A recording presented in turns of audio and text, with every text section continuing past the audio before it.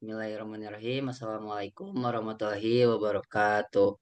Waalaikumsalam. Waalaikumsalam warahmatullahi wabarakatuh.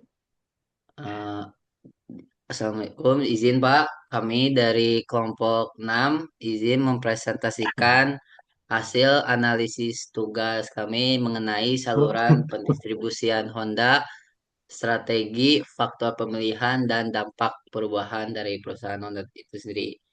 Nah, kelompok kami terdiri dari saya, Kelvin Hanif Ramadan dengan NPM 10090303114.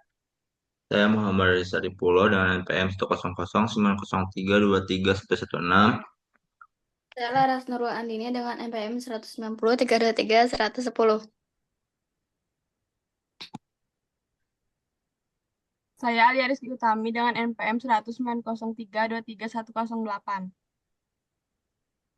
Saya dengan Nova Fadila 10090323041.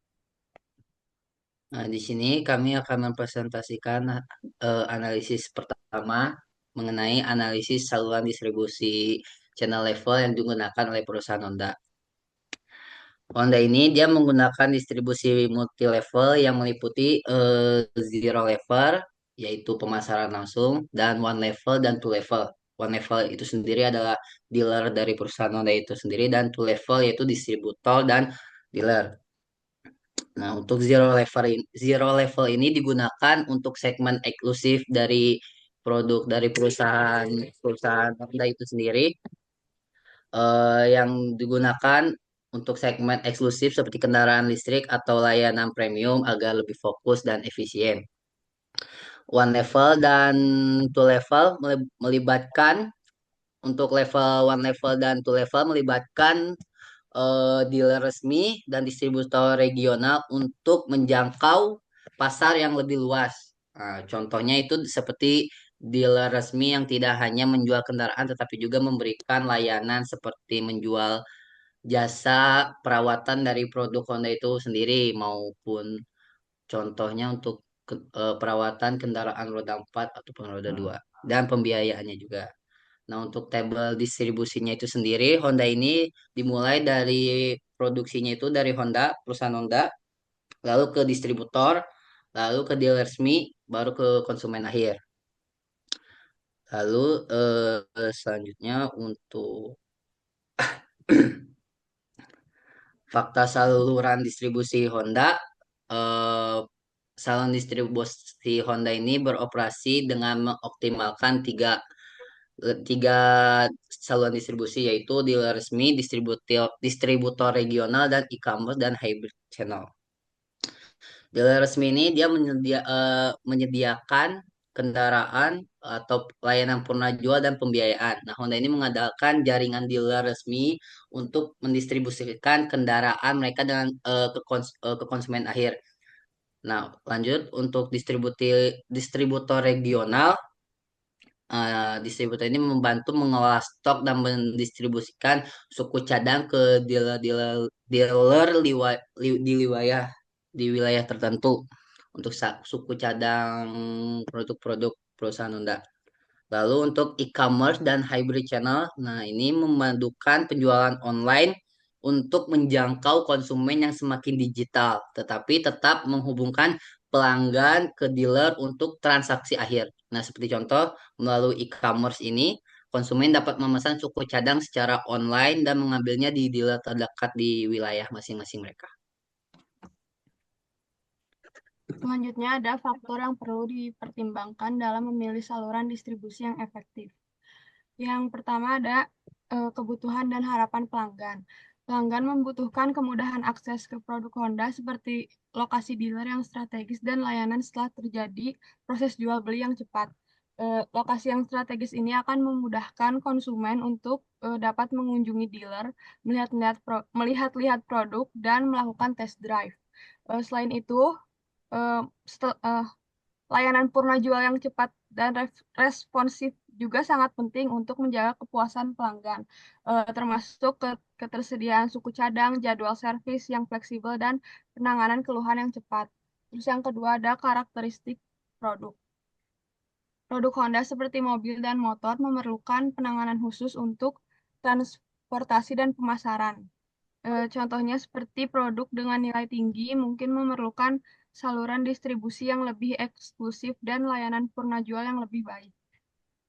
Selanjutnya ada biaya dan efisiensi. Memastikan biaya distribusi tidak terlalu tinggi sehingga harga jual produk tetap kompetitif. Dengan menjaga biaya distribusi tetap rendah, Honda dapat mempertahankan daya saingnya dan meningkatkan keuntungan, lalu memberikan nilai tambah bagi konsumen. Terus yang selanjutnya, cakupan pasar, saluran distribusi harus mampu menjangkau daerah perkotaan hingga pelosok untuk memenuhi permintaan. Terus yang terakhir ada perkembangan teknologi dan inovasi.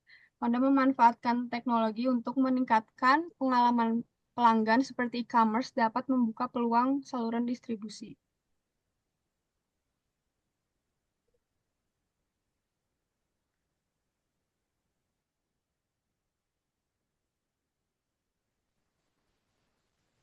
Boleh Selanjutnya dilanjut? Laras.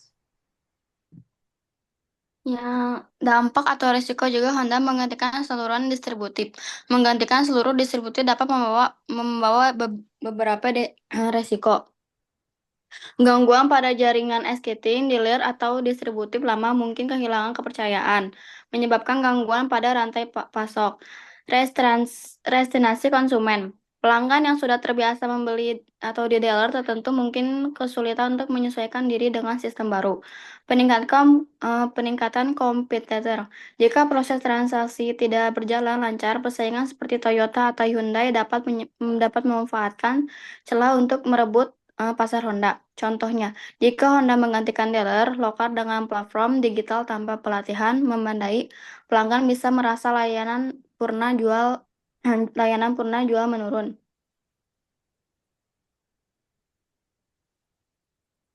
Boleh dilanjut untuk Noval. Selanjutnya, set 6 ada mitigasi risiko. Honda dapat mengatasi risiko perubahan saluran distribusi dengan melibatkan dealer dalam keputusan, memastikan dealer menjadi bagian dari proses perubahan agar mendukung strategi baru.